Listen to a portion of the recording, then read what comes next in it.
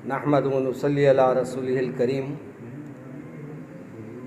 आज आप हज़रात ने ज़हमत फरमाई और जो कुछ मेरे साथ अफजलगंज के पुलिस अहदेदारों ने बदतमीज़ी की, उसके फ़ोटोज़ देखकर आप हज़रात ने कुछ सवालात मुझसे जो करना चाहते हैं ज़रूर कर सकते हैं मैं, लेकिन पहले मैं उसकी वजाहत कर दूं। दो को कुछ 2-4 मिनट कम ही थे कि मैं नए पुल पे पहुंच गया। नए पुल पे 2 रास्ते बनाए गए हैं। 2 रास्तों पर 2 साहिबीन ठहरे हैं।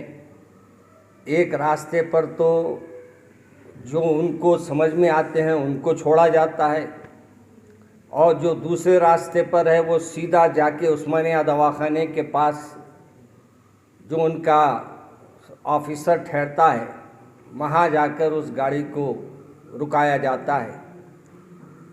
जब मेरे सामने से 2 गाड़ियाँ गुजर गई तो मैंने कहा कि देखो भाई, 3 मिनट काफ़ी है, 3 मिनट में मैं घर पहुँच जाऊँगा, मेरा घर पंजेशा में है। तो कहा नहीं, आप इधर से जाएंगे। मैंने कहा कि मुझे सब गाड़ियाँ जिधर से जा रही हैं मुझे भी उसी रास्ते से जाने दीजिए।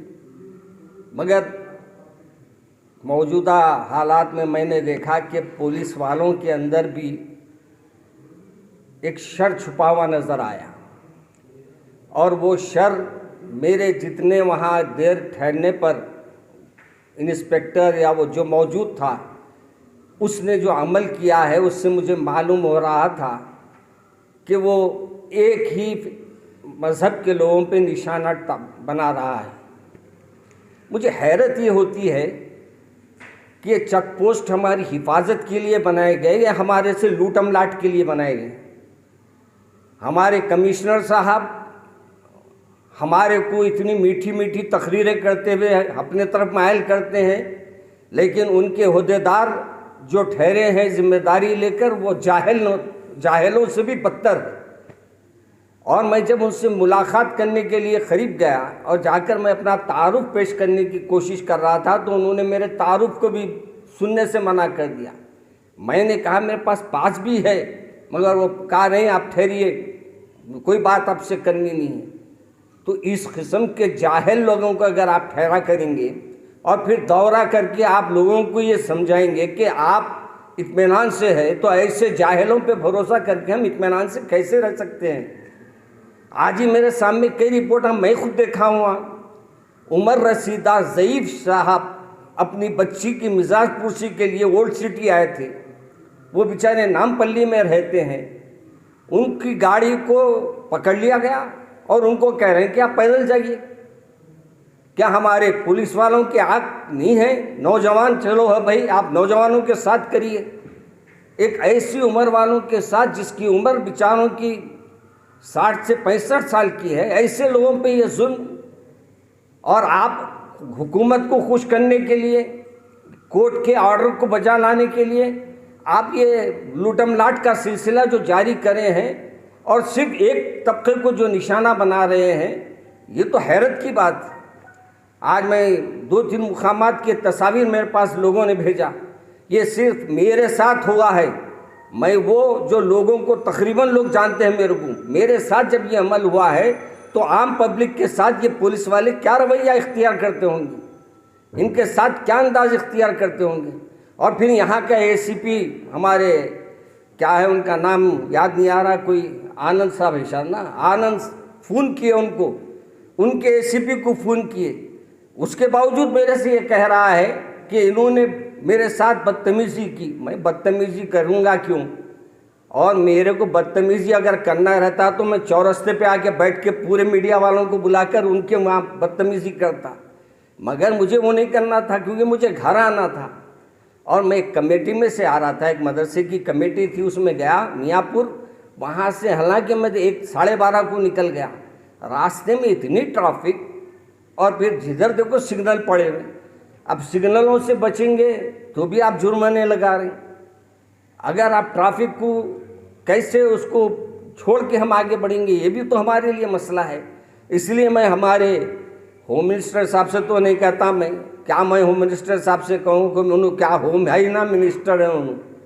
बहरहाल जो अब हमारे सीपी साहब या वो डीआईजी साहब जो ओल्ड सिटी के पहले जिम्मेदारी कबूल दिए हैं, उन्होंने जिम्मेदारियां निभाए हैं, उनसे मेरी गुजारिश है कि ये ऐसे पुलिस वालों पे सख्त एक्शन लिया जाए। और मेरे को अफसोस इस बात पे भी है कि लोग इनसे खैरखाई क्या करेंगे। अभी एक देखा मैं, एक हामिला औरत को लेकर जा रही, उनसे गाड़ी छीन ले रही।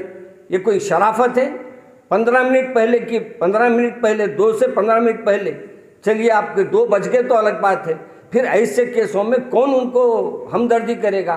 क्या नहीं तो आप एक एम्बुलेंस हर जगह वहाँ ठहरा कीजिए। अगर ऐसे कोई हालात हो रहे हैं तो वहाँ ऑटो खड़ा कीजिए। लोगों को आप जहाँ गाड़ियाँ छीन रहे हैं वहाँ से घर को भेजने का इंतज़ाम आप कीजिए। ये कौन सा जुल्म है? और फिर हमारे पास जुल्म के ऊपर आवाज़ उठाने को तैयार नहीं। अफसोस ये होता है कि हमारे पास हमारी कोई बात कोई पहुँचाने वाला नहीं है और हुकूमत को कोई जोड़ने वाला नहीं है। और सीपी साहब तो हमारे सिर्फ बहुत मीठे मीठे तकरीरा कर देते, उन्होंने समझते मैं तकरीरा कर दिया मेरा काम बर्खास्त। मगर हकीकत ये भाई कि आज के दौर में मैं ये नहीं चाह रहा हूँ कि किसी को जज्बात में लाना, मैं ये चाह रहा हूँ कि हम कानून का एहतराम करते हैं, आप भी हमारे साथ नरमी का बर्ताव करें। हाँ, नौजवान अगर फिर रहे हैं आप उनको बराबर रोकिए, बराबर उनसे सवाल कीजिए, मगर कोई अच्छी अहम शख्सियत दिखती है तो उसके साथ का तो मामला अपना रुख बदल के बात कीजिए। वही आप अपनी ज़बान, वही अपनी लफ्ज़ी, वही अपनी पुरानी आदतें कैसे आप बर्दाश्त की जाएंगी? इसलिए मैं मौलाना, चालान हुआ आपके साथ या फिर बातचीत करके छोड़ा गया आपने?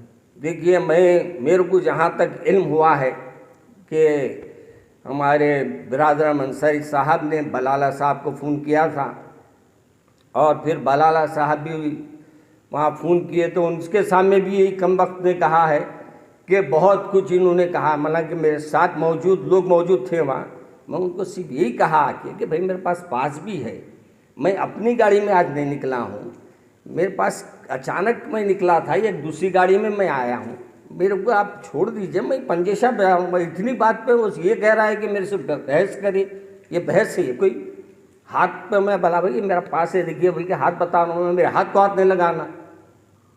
हमारे इनको गाड़ी छीन ले रहे हैं, हम कुछ नहीं करना, इनके हाथ को हाथ लगाए तो इनको कोरोना हो जाएगा। हाँ, ये गाड़ियों के पैसे लूट के खा रहे हैं तो इनके ख़ानदान वालों को कोरोना नहीं होगा, इनकी नस्लें हराम में जाएंगी, मरेंगी इंशाअल्लाह। मौलाना, आपने कहा कि एक तख्ते को देखकर पुलिस पकड़ा जा रहा, तो इसका क्या मतलब, क्या ऐसा हो सकता है? मैं ऐसा महसूस किया हूँ आज, ये मेरे सामने हुआ है।